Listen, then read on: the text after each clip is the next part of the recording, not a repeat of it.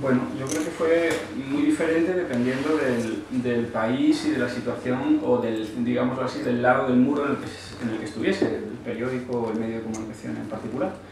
Me da la impresión de que si hablamos de los medios occidentales, por llamarlos así, la cobertura fue más bien festiva, como que una cobertura de una especie de victoria sobre un determinado régimen que era el comunismo de tipo soviético, y que de alguna forma pues marcaba la victoria de los regímenes liberales, democráticos de Occidente en relación a estos modelos de comunismo soviético. Entonces yo creo que hubo una especie de euforia generalizada en los medios que se consideraban parte de los países que habían vencido en esa Guerra Fría, ¿no?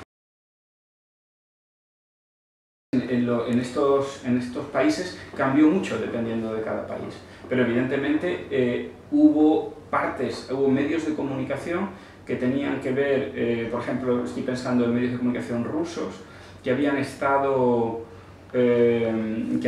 luchando de forma más o menos velada en contra de un sistema que consideraban dictatorial o autoritario.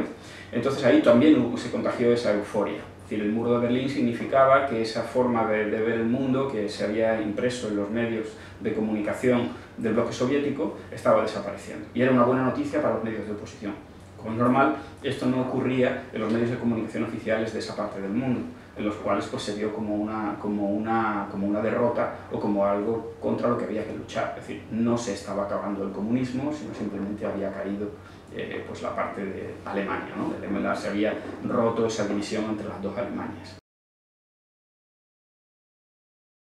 Bueno, en esos medios, bueno, hubo un poco de todo, ¿no? Hubo algunos medios que claro que se hicieron eco, pero en cualquier caso no era la mejor noticia, ¿no? Y es claro que tanto en un lado como en el otro del muro había censura, pero en el caso soviético esa censura era evidentemente muy fuerte, aunque ya no tanto en esos años, los años de la perestroika, pero era una mala noticia que no se daba con la misma alegría que se daba en Occidente, ¿no? Entonces es evidente, era el bando que supuestamente estaba perdiendo aquella Guerra Fría.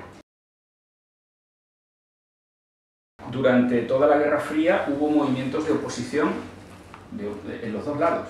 Es decir, tanto había movimientos de oposición, me estoy refiriendo, pues estoy intentando meterme en el esquema este-oeste, que tiene sus limitaciones, pero bueno, en cualquier caso, dentro de los países del este había ya movilizaciones previas, es cierto, antes de la caída del muro, y bueno, es que cada país tuvo una historia muy particular.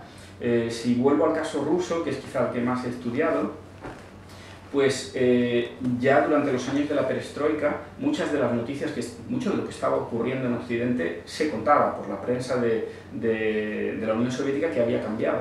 Es decir, ya no era solamente, se colaban temas que eran imposibles de ver años atrás en la prensa oficial soviética.